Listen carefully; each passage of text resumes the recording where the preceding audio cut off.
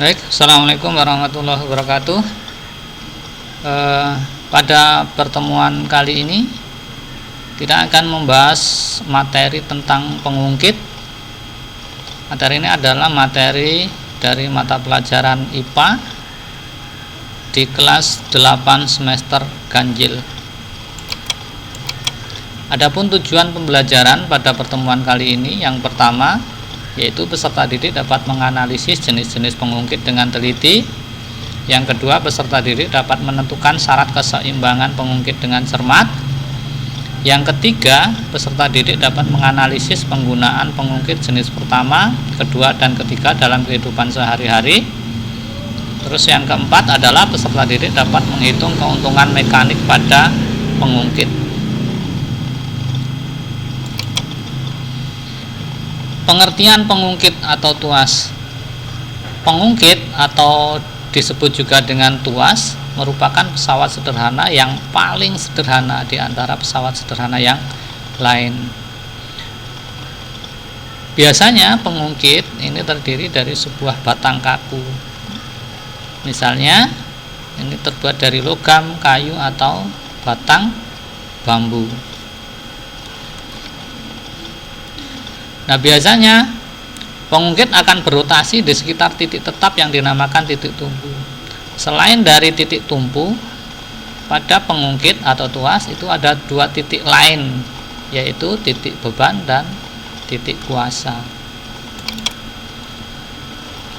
Nah, sekarang kita akan membahas hubungan antara titik tumpu, beban, dan kuasa. Pada pengungkit, ini gambar pengungkit. Di bagian yang terdapat beban ini namanya titik beban, sedangkan di bagian yang ada gaya kuasa ini dinamakan titik kuasa. Sedangkan di tengah-tengah ini ada penumpu, di bagian titik ini namanya titik tumpu. Nah, jarak antara titik beban di sini dengan titik tumpu ini dinamakan lengan beban. Sedangkan jarak antara titik tumpu dengan titik kuasa ini dinamakan lengan kuasa.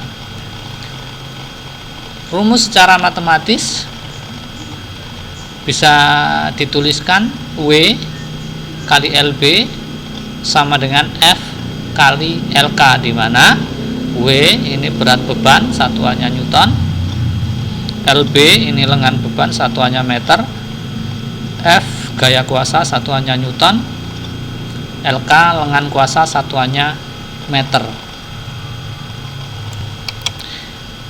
Ada beberapa prinsip tuas yang perlu kita ketahui. Yang pertama adalah keseimbangan tuas diperoleh jika hasil kali gaya beban dan lengan beban sama dengan hasil kali atau perkalian gaya kuasa dengan lengan kuasa. Dirumuskan W kali LB sama dengan F kali LK. Rumus ini sama dengan rumus pada hubungan antara titik tumpu, beban, dan kuasa. Yang kedua, semakin besar lengan kuasa dari lengan beban atau LK lebih besar dari LB, maka gaya kuasa semakin kecil dari gaya beban atau F lebih kecil dari W. Akan tetapi perpindahan gaya kuasa semakin besar dibandingkan dengan perpindahan gaya beban atau SK lebih besar dari SB. Artinya apa? Artinya semakin jauh letak dorongan tangan dari penumpu, maka usaha untuk mengangkat beban akan semakin mudah. Tetapi untuk mendapatkan kenaikan beban yang relatif kecil diperlukan dorongan tangan yang cukup jauh. Yang ketiga, besar usaha yang dilakukan oleh gaya kuasa selalu sama dengan usaha yang dilakukan oleh gaya beban atau F sama dengan W. Artinya sebenarnya tuas tidak dapat memperkecil usaha, tetapi hanya dapat mempermudah melakukan usaha atau kerja. Makanya tuas dinamakan pesawat sederhana. Hal itu disebabkan karena tuas dapat memperkecil dan membelokkan arah gaya kuasa sehingga usaha dapat lebih mudah dilakukan. Oke. Nah, karena tuas atau pengungkit itu bisa memudahkan kita melakukan sebuah usaha, maka dengan menggunakan tuas kita mendapatkan keuntungan. Keuntungan ini dinamakan keuntungan mekanis. Besarnya keuntungan mekanis ini dirumuskan Km sama dengan W per F atau Km sama dengan LK per LB. Km ini adalah keuntungan mekanik, W ini adalah berat benda, F adalah gaya, LK ini adalah lengan beban, lengan kuasa, LB adalah lengan beban. Jenis-jenis tuas. Jenis tuas itu ada 3. Yang pertama, tuas jenis pertama atau golongan pertama adalah tuas yang titik tumpunya terletak di antara titik beban dan titik kuasa. Kalau kita lihat di gambar, titik tumpunya ini terletak di antara titik kuasa dan titik beban. Contoh dari tuas golongan pertama yaitu ini adalah penjepit aki, ini palu, ini penjepit kertas, catut, tang, dan gunting. Terus tuas jenis kedua atau golongan kedua adalah tuas yang bebannya atau titik bebannya berada di antara titik kuasa dan titik tumpu. Ini bebannya di tengah, ini titik tumpu, ini kuasa. Contohnya adalah arco, handle rem, pemotong kertas, pembuka botol, pemecah kemiri, dan pemotong kawat.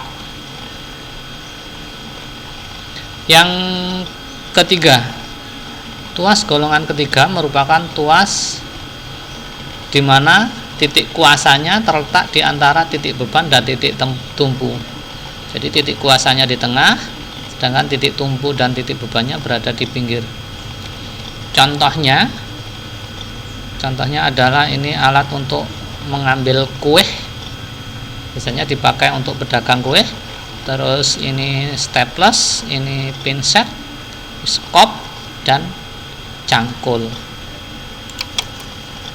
Contoh soal. Sebuah benda akan diangkat dengan menggunakan pengungkit seperti tampak pada gambar berikut.